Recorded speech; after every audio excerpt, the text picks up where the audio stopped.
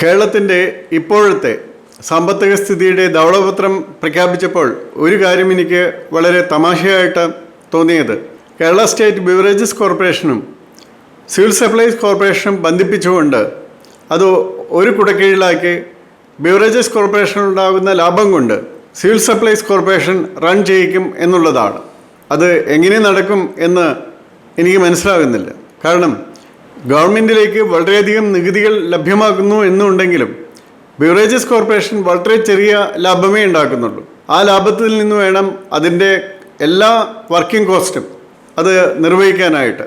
ജീവനക്കാരുടെ ശമ്പളം അതുപോലുള്ള മറ്റ് ബാധ്യതകൾ എല്ലാം നിർവഹിക്കുന്നത് അതിൽ നിന്നാണ്. അത് പലപ്പോഴും നഷ്ടത്തിൽ ആകാറുമുണ്ട്. കാരണം കോർപ്പറേഷൻ ടാക്സ് വഴി 15,000 കോടി രൂപയോളം ഒരു വർഷം ഗവൺമെൻറ്റിലേക്ക് ഉണ്ടാക്കുന്നുണ്ടെങ്കിലും അതിന് നാമമാത്ര ലാഭമേ ഉണ്ടാകുന്നുള്ളൂ. പലപ്പോഴും അത് നഷ്ടത്തിൽ പോയി വീഴാറുമുണ്ട്. അതിന് ഒരു പ്രധാന കാരണം വന്നത് അതിൻ്റെ ഹോൾസെയിൽ ആ മാർജിൻ നല്ലൊരു ഭാഗം ഇപ്പോൾ ബാറുകാർക്ക് നൽകുന്നു എന്നുള്ളതാണ്. അത് കഴിഞ്ഞ ഗവൺമെൻറ് ചെയ്തു വെച്ച ഒരു കാര്യമാണ്. ആദ്യമായി ചെയ്യേണ്ടത് അതിനു മുമ്പ് ഉണ്ടായിരുന്നതുപോലെ റീറ്റെയിൽ സെക്ടറിന് കൊടുക്കുന്നത് പോലെ തന്നെ ഹോൾസെയിൽ മാർജിൻ അവിടെ വെച്ച് നിർബന്ധമായും KSBCയിലേക്ക് കൊടുക്കുകയാണെങ്കിൽ അതിൻ്റെ ലാഭവിഹിതം വർദ്ധിക്കാൻ സാധ്യതയുണ്ട്.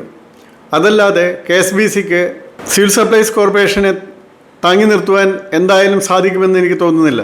മാത്രമല്ല, ഇത് civil supplies corporation civil supplies മന്ത്രിയുടെ ഏറ്റവും പ്രധാനപ്പെട്ട ഒരു ഭാഗമാണ്. അതുപോലെ തന്നെയാണ് KSBC എക്സൈസ് മന്ത്രിയുടെ ഏറ്റവും പ്രധാനപ്പെട്ട ഭാഗമാണ്. അത് രണ്ടും കൂടി ഏതെങ്കിലും ഒരു മന്ത്രിയുടെ കീഴിൽ മാത്രം എങ്ങനെയാണ് പ്രവർത്തിക്കാനാകുക? അപ്പം അത് തീർച്ചയായിട്ടും യാതൊരുവിധ ശരിയായ പഠനവും നടത്താതെ നടത്തിയിരിക്കുന്ന ഒരു പ്രപ്പോസലാണെന്ന് തന്നെ പറയേണ്ടിയിരിക്കുന്നു. അതുകൊണ്ട് തന്നെ ഇതിലെല്ലാം പ്രാഥമികമായിട്ടുള്ള ഇത്തരം ശരിയല്ലാത്ത ഒബ്സർവേഷൻസ് അതെല്ലാം മാറ്റി ശരിയായ പഠനം നടത്തി നടപടികളാണ് എടുക്കേണ്ടത്. കാരണം പലർക്കും തോന്നും KSBC ഇത്രയധികം പൈസ ഉണ്ടാക്കുന്നുണ്ടല്ലോ, അവർ വളരെയധികം ലാഭം ഉണ്ടാക്കുന്നുണ്ടെന്ന്. അത് തെറ്റായ ധാരണയാണ്. പല വർഷങ്ങളിലും കഴിഞ്ഞ വർഷങ്ങളിൽ അത് നഷ്ടത്തിലായിരുന്നു. അത് വളരെ നാമമാത്ര ലാഭമാണ് ഇപ്പോൾ ഉണ്ടാക്കുന്നത്. ഒരു സ്ഥാപനം എന്ന നിലയിൽ അതിൻ്റെ നിലനിൽപ്പിന് അത്യാവശ്യമായിട്ടുള്ള ലാഭം മാത്രമേ ഉണ്ടാക്കുന്നുള്ളൂ.